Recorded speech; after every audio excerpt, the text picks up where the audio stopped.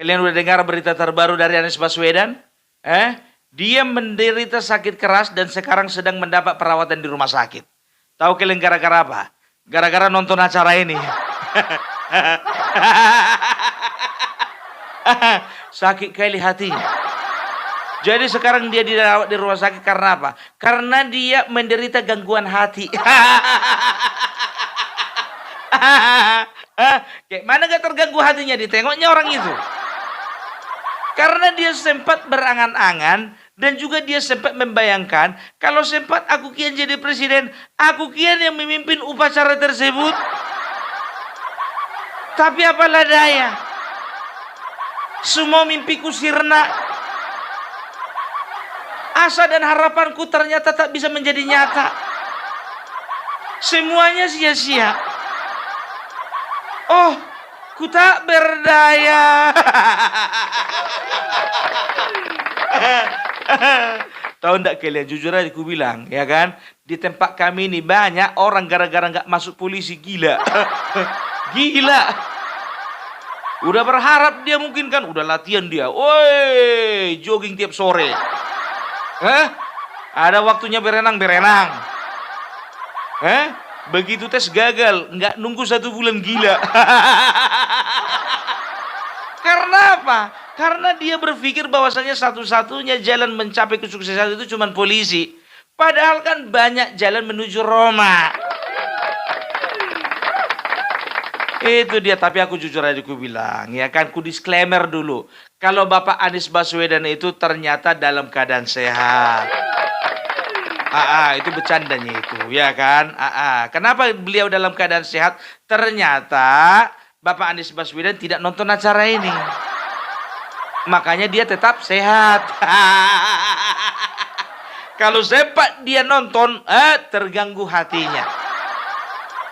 Dan tahu enggak kalian, ternyata bukan dia satu-satunya orang yang nggak nonton acara tersebut. Refli Harun nggak nonton. Amin Rais juga nggak nonton. Kurasa Bapak Ibu Megawati pun juga nggak nonton itu. Karena apa? Karena orang yang mereka hina selama ini, orang yang mereka remehkan selama ini, orang yang mereka fitnah selama ini, ya ternyata hidupnya dimuliakan.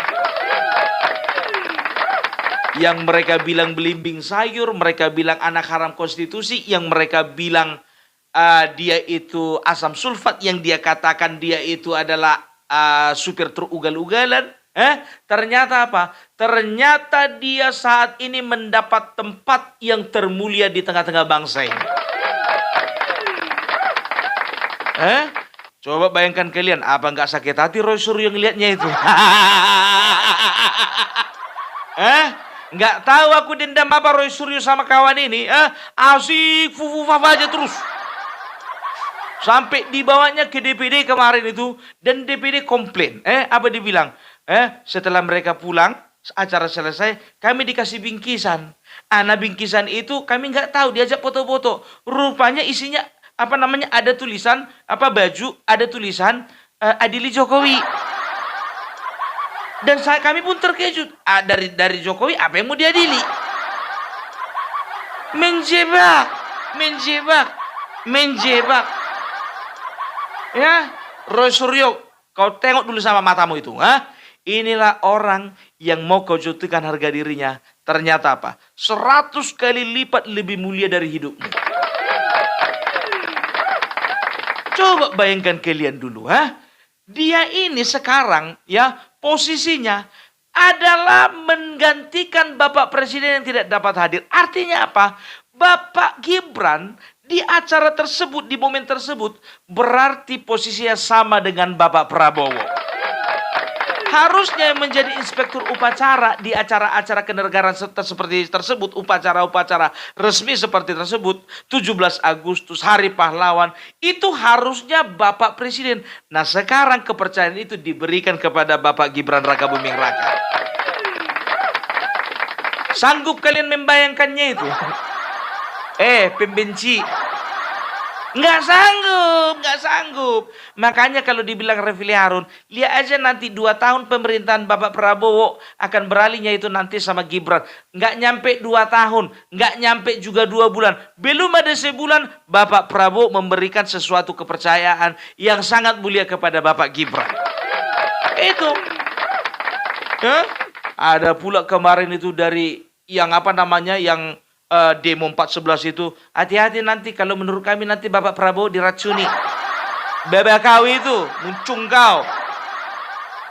Diracuni kan kurang ajar fitnah kayak gitu. Kalau ku bilang si botak itu pakai kacamata tangkap. Ya, makanya ku bilang sama kalian ya, inilah pemimpin yang bisa dikatakan menjadi harapan bangsa ke depannya. Ya, perlu ku kasih tahu sama kalian. Makanya kalian baca sejarah. Gibran Rakabuming Raka, kalau dari urutan presiden dan wakil presiden, posisi presiden dan wakil presiden, mulai dari Presiden Soekarno sampai sampai Presiden Bapak Prabowo Subianto dan juga wakilnya Gibran Rakabuming Raka, beliau itu adalah orang termuda yang pernah memimpin bangsa ini. Tahu kalian umurnya berapa? Kelahiran tahun 1987, itu artinya umurnya masih 37 tahun. Roy Suryo, kau udah jadi apa umur 37? Udah jadi apa? Aku nggak tahu kenapa. Apa kali suntuk kali aku ngeliat kawan ini yang satu ini. Betul.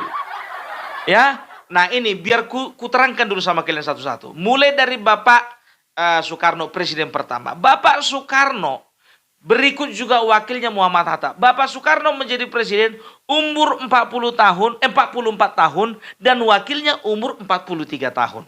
Presiden kedua Bapak Soeharto menjadi presiden pada umur 45 tahun. Nah, selanjutnya presiden ketiga Bapak B.J. Habibie itu usianya ya sekitar 61 tahun. Nah, berikutnya ya Bapak Gus Dur atau Abdurrahman Wahid itu usianya 59 tahun. Ibu Megawati ketika dia jadi wakil presiden ya dia umurnya 52, ketika jadi presiden umurnya 54. Nah, selanjutnya kepada Bapak SBY Susilo Bambang Yudhoyono. Umurnya ketika menjadi presiden 55 tahun. Nah, lanjut kepada Bapak Joko Widodo, umurnya menjadi presiden itu umur 53 tahun, ya kan? Nah, ini Bapak Gibran umurnya masih 37 tahun. Iya, apal kali opungnya. Itu makanya aku bilang. Ya, jadi apa? Prestasi apa lagi yang kau dustakan, Roy Suryo? Itu dia makanya aku bilang ya. Jadi kita akan lihat, ini kan Bapak Prabowo ya masih masih ada di luar negeri beberapa hari lagi. Ya, kita akan lihat kepercayaan apa lagi yang akan diberikan Bapak Prabowo kepada Gibran. Pokoknya sakit perut kalian semua dibikin. Naik gula darah kalian. Orang yang kalian bilang itu, nggak akan mungkin Gibran diganti sama Anies Baswedan, pret. Mana uapnya aja juga kelihatan. Makanya aku bilang ya. Jadi kalau bicara tentang kepemimpinan, leadership, belum tentu yang lebih tua berpengalaman. Belum tentu juga yang lebih muda itu tidak berpengalaman. Sekarang tergantung ya daripada komitmennya untuk membangun bangsa ini. Itu yang paling penting. Ini eranya anak muda, bro. Ya, kalau udah tua contohnya nggak produktif otaknya, nggak produktif juga cita-citanya, gas, buangkan, campakkan. Udah tua nggak produktif. Ya, jadi itu dia. Kalau ku tengok ini, ya ini nggak akan habis ini. Orang-orang ini menggugat Gibran Rakabuming Raka ini nggak akan habis-habis. Karena apa? Karena mereka berpikir akan ada titik lengah di mana Bapak Prabowo mulai hilang kepercayaan kepada Bapak Gibran. Tapi mereka salah. Bapak Prabowo itu ya bestian sama bapaknya Gibran. Enggak sih ya, Enggak serumit itu memikirkannya, ya. Sangat simpel kalau ku bilang, ya. Bapak Prabowo berapa kali mengakui bahwasanya beliau itu punya mentor yang luar biasa yang namanya Joko Widodo. Itu dia. Tahu enggak kalian, Bapak Joko Widodo itu menjadi magnet bukan hanya bagi kita rakyat kecil, bukan. Tapi bagi para elit pun juga beliau itu masih menjadi magnet. Coba bayangkan kalian, ya, berapa orang menteri yang langsung ditransfer ke kabinetnya Bapak Prabowo. Ibu Sri Mulyani, Tito Karnavian, setelah itu Dito, setelah itu ada Zulhas, ada juga Erlangga Hartarto, ada juga Bahlil dan lain sebagainya. Semuanya itu biar tahu kalian, kalau bisa dikatakan mereka itu lebih dekat, lebih erat hubungannya, dan juga lebih kental emosionalnya itu dengan Bapak Jokowi. Gitu. Kalau dengan Bapak Prabowo, mereka juga sudah mulai akrab. Karena apa? Karena Bapak Prabowo juga dalam kabinet. Makanya ku bilang, ya, ini kabinet keberlanjutan. Mau kalian ganggu pun juga nggak bisa. Susah digoyang. Kalaupun ada 1, 2, 3 menteri yang nakal, gampang itu. Itu dia, makanya aku bilang nggak perlu, adaptasinya nggak terlalu lama lah. Dan juga kebanyakan, ya, kementerian-kementerian yang vital, kementerian-kementerian yang memang betul-betul membutuhkan penanganan khusus, ya, tidak dipercayakan kepada orang yang tidak berpengalaman. Itu dia. Jujur aja aku bilang sama kalian, ya, itu Bapak Menteri dan Ibu Menteri yang masih nongkrong di kabinetnya Bapak Prabowo. Kalian kira nggak pernah bertelepon sama Bapak Jokowi? Nggak pernah lagi gitu. Masih. Ku bilang, mereka kan menjaga chemistry itu karena apa? Bapak Jokowi, ya, itu tipikal pemimpin yang betul-betul dekat dengan para pembantunya, gitu loh. Kalian lihat, ya, berapa orang dekatnya Jokowi, berapa orang staf yang ada di istana menangis ketika Bapak Jokowi hendak pulang ke Solo. Itu dia. Tapi bukannya artinya di dalam struktur pemerintahan mereka pasti dong, sudah pasti mereka tunduk kepada Bapak Prabowo, kan begitu. Tapi secara emosi, ya, gimana pun juga mereka pasti calling-callingan. Gimana Pak, sehat? Ya kan? Itu dia basa-basi, ya kan? Datang Bahlil gitu, ya kan? Halo Om Raja Jawa. Apa kabar hari ini? Udah sarapan kah? Kayak gitu kan. Kalau terus misalnya siapa? Pak Opung Luhut. Opung Luhut, ya kan? Ya dia WA sama Bapak Jokowi. Kalau Opung Luhut itu jujur aja aku bilang, karena umurnya juga di atas, senior, dan juga dia sering memberikan nasihat kepada Bapak Jokowi. Udah, itu dianggap adiknya aja, iya kan? Dia cuma bilang gini aja, P. Ping, artinya ping. Dia cuman ping. Nggak kayak yang lain basa-basi. Kalau menteri yang lain contohnya basa-basi. Kalau yang ini nggak cukup ping. Langsung cepat itu membalas Bapak Jokowi itu. Pung, apa kabar Pung?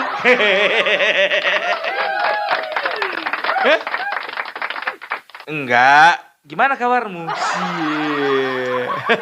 Mantap. Sehat Pung, gimana Pung? Sehatnya Pung di sana? Sehat. Gimana? Ada acara? Mau main-main dulu aku ke rumahmu, Bah. Siap Pung. Gampang itu, aman Pung. Datang aja Pung, gitu. Ya. Telepon juga Erlangga Hartarto. Mas. Cuma itu aja. Mas, 3 huruf. Mas. Dan dijelas, iya Mas, apa kabar? Ya kan? Gimana Mas? Kangen nih makan nasi goreng bareng. Itu dia, makanya aku bilang, ini omongannya Rocky Gerung dan Refli Harun.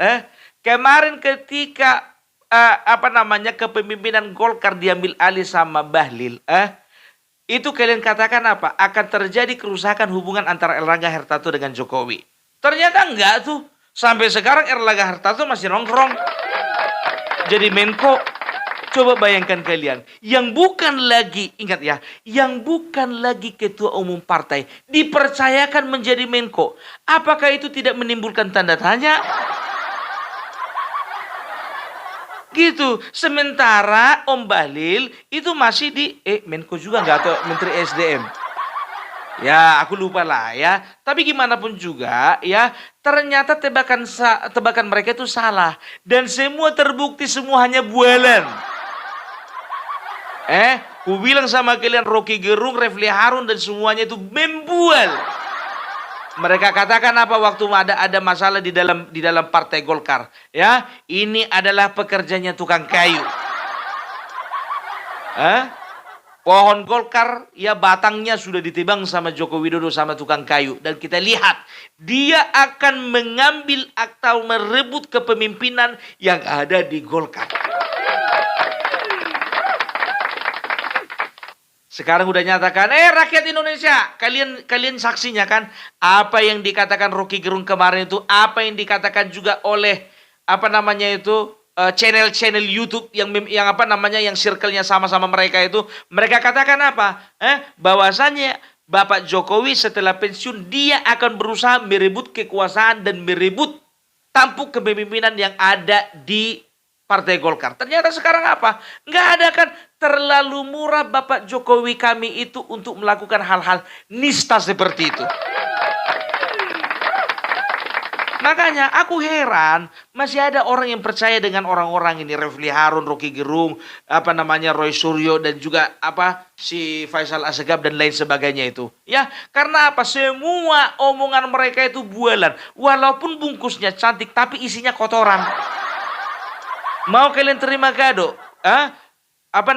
Kotaknya bagus, ya kan? Setelah itu dibungkus dengan plastik emas, tapi isinya kotoran. Itulah mereka, aku bilang, ya kan? Kata-katanya indah, ya diplomatis, ya retorikanya bagus. Tapi apa? Isinya kotoran semua. Makanya aku bilang jangan mau kalian diperdaya dengan hal-hal tersebut, ya. Walau gimana pun juga Bapak Joko Widodo masih menempati posisi pertama presiden terbaik bangsa Indonesia.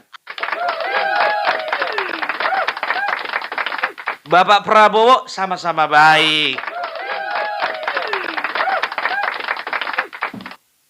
Itu makanya ya. Jadi sekarang apa nggak makin panas orang itu? Anaknya nongkrong jadi wakil presiden. Pak Gibran, ku bilang sama kau Pak Gibran ya. Secara umur kau itu adik-adikanku. Iyalah dia 37. Iya kan umur awak 54.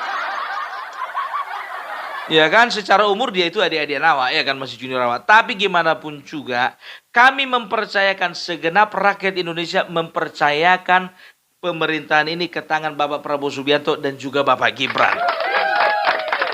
Ya, jadi kalaupun ada satu orang menteri yang tidak mau pasang foto Bapak,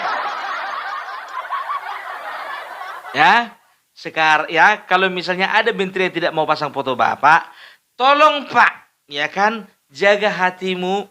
Sebentar lagi dia akan klarifikasi.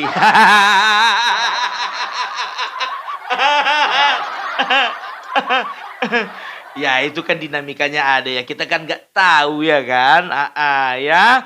Jadi banyak netizen marah kali sama Bang Ara ini. Nggak tahu kita. Tapi ada juga netizen yang nggak tahu aku ini bijaksana atau memang adalah sebuah pembelaan ya, yang mengatakan bahwasanya Bang Ara itu tidak seperti itu ya. Dan bisa dikatakan beliau itu adalah seorang yang dibesarkan dengan sportivitas yang tinggi ya. Jadi kalau misalnya beliau itu masuk ke dalam tim kampanye Prabowo Gibran, sudah pasti beliau juga sudah mendukung Gibran sebagai wakil presiden. Dan dia juga pasti respect dan juga hormat kepada Bapak Gibran. Kan begitu ya. Tapi kalau misalnya ada riak-riak kecil ya, itu ya abaikan aja lah Pak Gibran.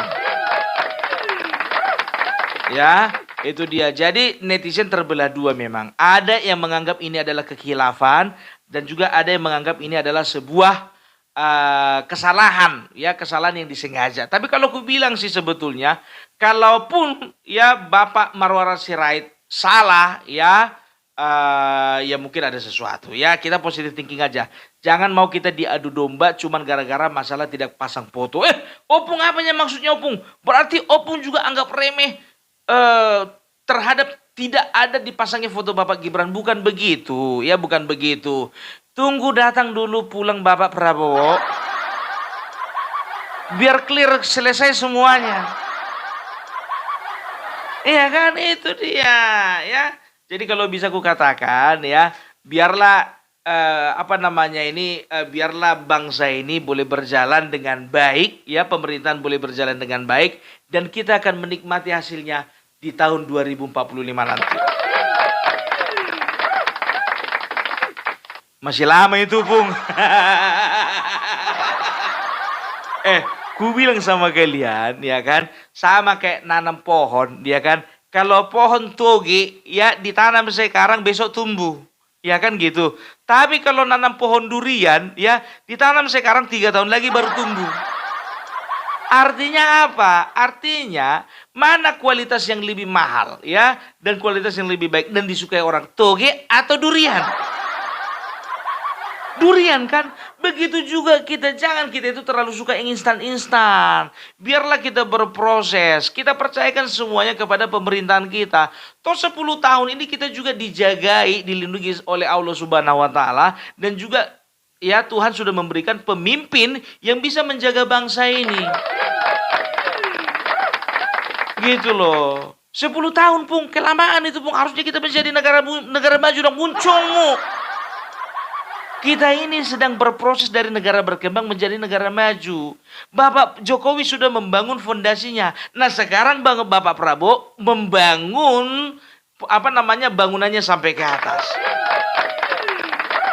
Jadi dasarnya fondasinya sudah dibangun sama Bapak Jokowi. Nah sekarang giliran Bapak Prabowo, Gibran dan juga ke depannya itu tinggal membangun lagi. Karena apa? Dasarnya sudah kuat, kokoh.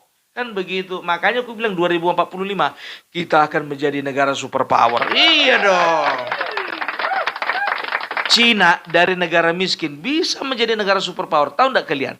Sekarang China itu punya julukan junior superpower. Karena apa? Superpowernya itu negara Amerika dan China itu menjadi negara junior superpower.